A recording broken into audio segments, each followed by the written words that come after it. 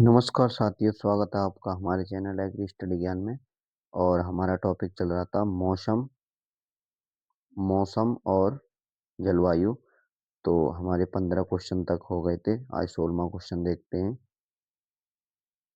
इसमें 16वां क्वेश्चन है, शीतकालीन फसलों के लिए इष्टतम तापमान क्या होगा और जिस पर जैविक क्रियाएं की गति अधिकतम होती है। तो ऑप्शन नंबर ए 25 से 30, ऑप्शन नंबर बी 30 से 38, ऑप्शन नंबर सी 15 से 18 degree Celsius, option number D 20 से 25 डिग्री सेल्सियस।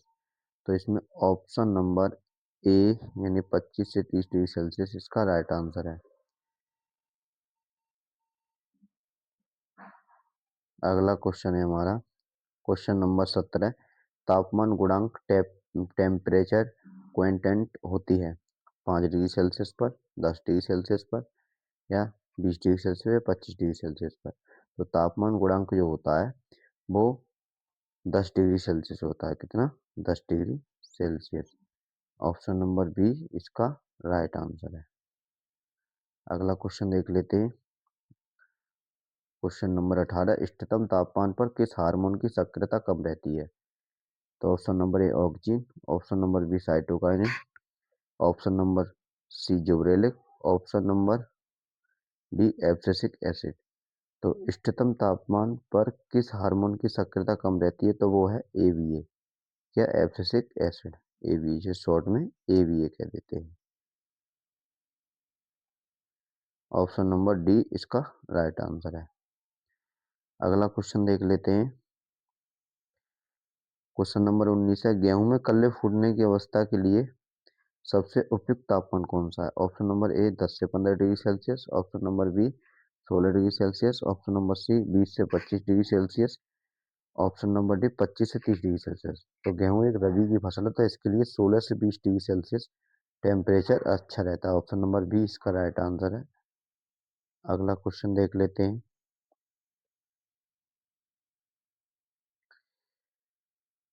क्वेश्चन नंबर 20 है, किसी निश्चित तापमान पर वायु में उपस्थित आर्द्रता तथा उसी ताप पर वायु की आर्द्रता ग्रहण करने की क्षमता के अनुपात को क्या कहते हैं। क्या उसे सापेक्ष आर्द्रता कहते हैं, क्या उसे वास्तविक आर्द्रता कहते हैं, क्या उसे विशिष्ट आर्द्रता कहते हैं, या निरपेक्ष आर्द्रता कहते हैं। तो उसे सापेक्ष यानी रिलेटिव ह्यूमिडिटी कहते हैं। ऑप्शन नंबर ए राइट आंसर है। क्वेश्चन नंबर 21 है, निरपेक्ष आर्द्रता यानी एब्सोल्यूट ह्यूमिडिटी की इकाई है।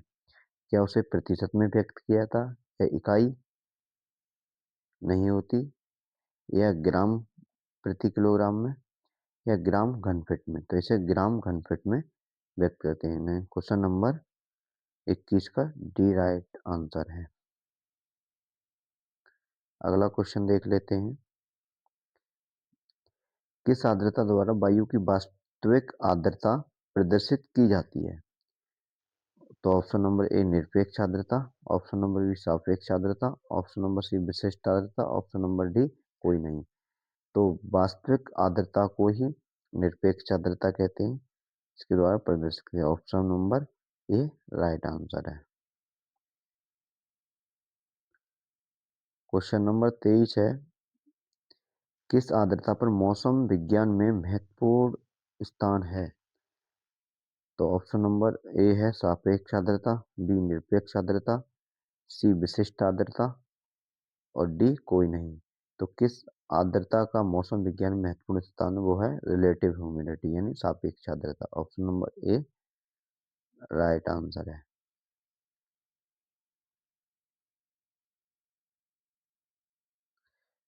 क्वेश्चन नंबर 24 है, उपज के साथ आर्द्रता का सहसंबंध होता है।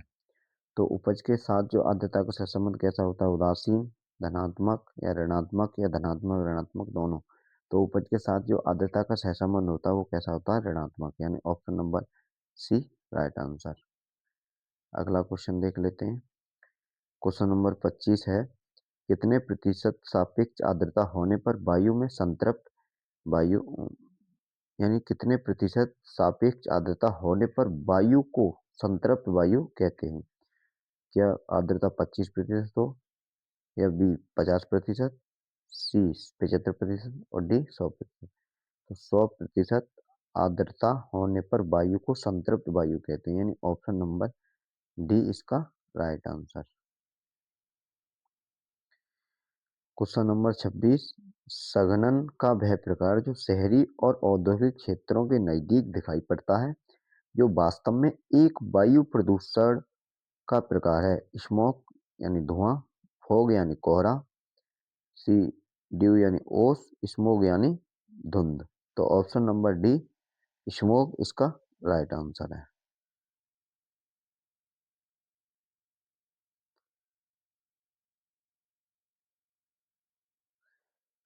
क्वेश्चन नंबर 27 देख लेते हैं।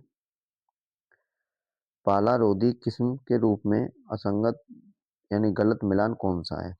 तो चना रबी की फसल है, यानी पूसा 212 इसकी पाला प्रतिरोधी किस्म है, ठीक है। ऑप्शन नंबर बी है तोरई, इसकी किस्म है भवानी, पाला प्रतिरोधी है, बिल्कुल ठीक है। आलू कुफरी शीतवान, पाला प्रतिरोधी है, नाम से ही पता पड़ रहा है, राइट आंसर है। Question number option number D मक्का नवयुत है इसका गलत आंसर है, यानी इसके लिए रवि मक्का के लिए प्रताप वन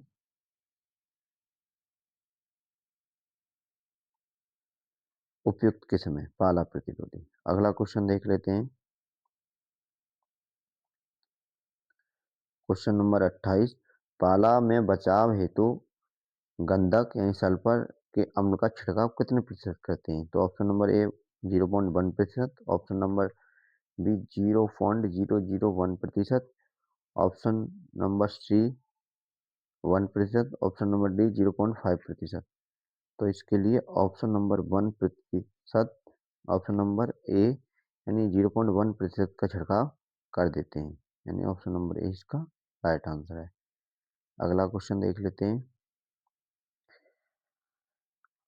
क्वेश्चन नंबर 29 है, निम्न में से किन मेघों का विकास लंबवत रूप में होता है और आकाश में धुनी हुई रुई के ढेर के समान दिखाई देता है?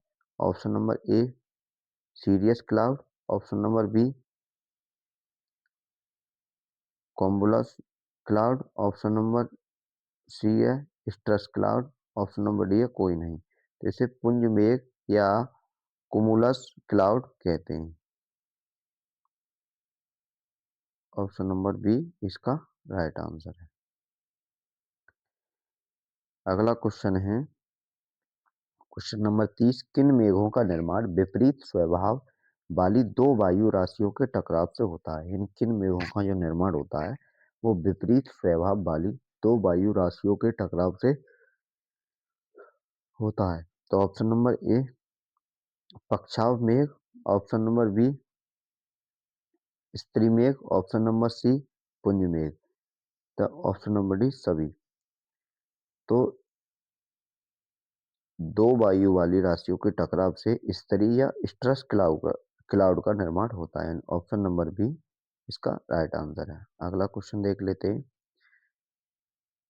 मध्यवर्ती प्रदीप्तिकालिता पौधे के पुष्प के लिए प्रकाश अवधि कितनी होती है?